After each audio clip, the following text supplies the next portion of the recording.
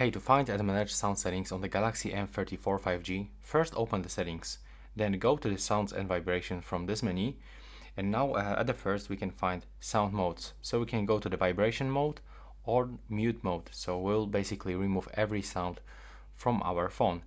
Next, when you go below, we can find the ringtone.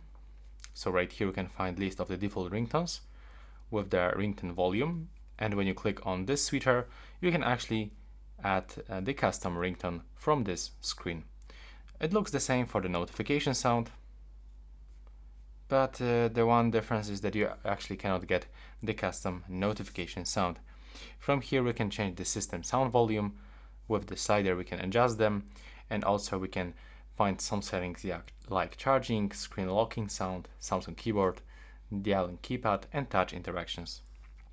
When we go below, we can find sliders of the volume for the ringtones, media, notifications, system, and also switch function of the volume, keys, buttons. And when you click on the three dots in the right upper corner, you can actually find the media volume limit. Below, we can also find the call vibration, so the vibration pattern, the same for the notification pattern of the vibrations. That's the system vibrations for this basic interactions like touchscreen, dial and keypad, and charging.